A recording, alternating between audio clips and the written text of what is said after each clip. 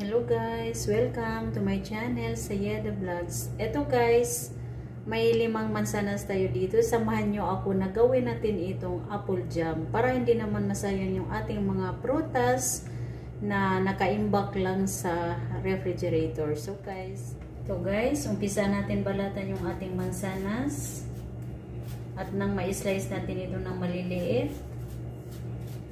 na gawin natin apple jam.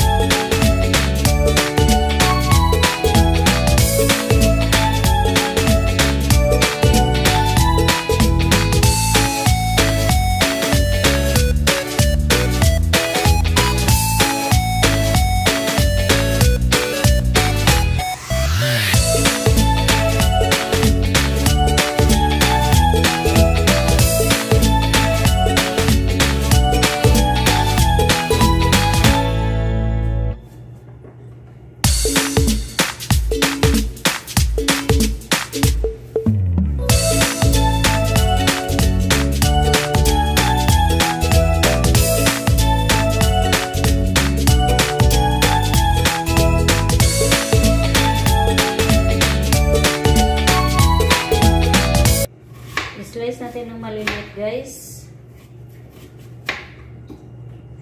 Tanggalin natin itong nasa gitnang part kasi may mga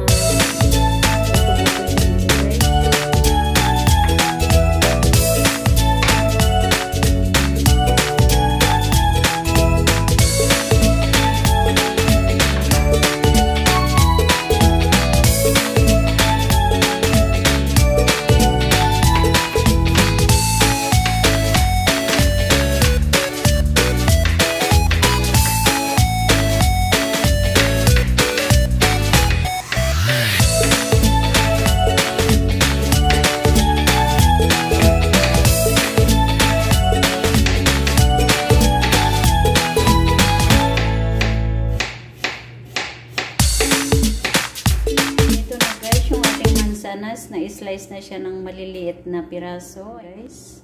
Ayan guys, maglagay tayo ng kunting tubig para hindi dumikit yung ating hinihiwa-hiwa na mansanas. Ayan guys, isunod na natin yung ating mansanas na in-slice ng maliliit.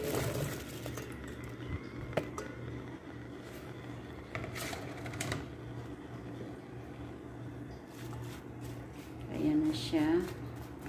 Hayaan natin guys na ayan guys, kumulo na yung ating mansanas. Baligtarin na lang natin ito guys.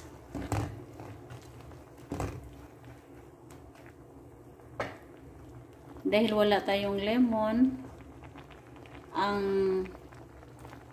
naisip natin na ihahalo dito is orange juice guys. Dapat lemon juice na yung ilalagay.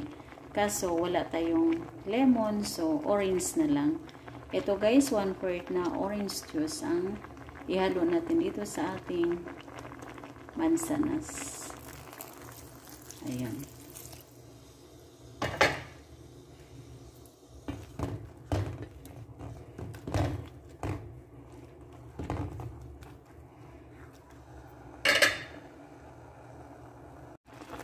Ayan guys, medyo malambot na yung ating apple. Pwede natin ito paghaluin guys. At idagdag na yung ating 1/2 cup of brown sugar. Ayan guys, ihulog na natin yung ating kalahating baso na brown sugar.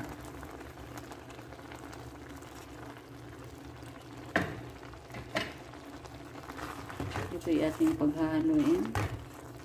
Hanggat sa mapino ito guys, hayaan na muna natin na kumulo at paghahaluin natin palagi guys. Para maging perfect yung ating apple jam. Ayan guys, takpan muna natin at nang tuloy-tuloy ang paglalambot ng ating apple jam. Ayan guys.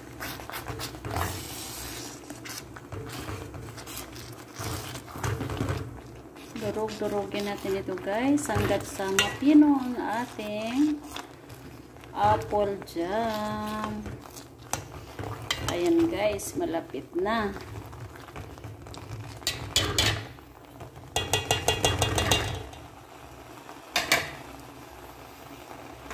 Ayan guys, kunti na lang, kunting kembot na lang. Mag-success na rin ang ating apple jam.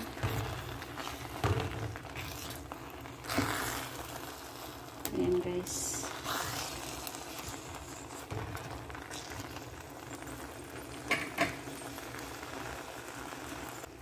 Ayan guys.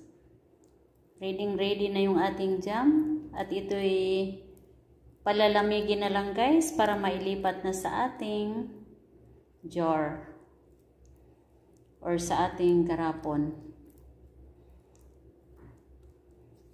Ayan. O diba guys?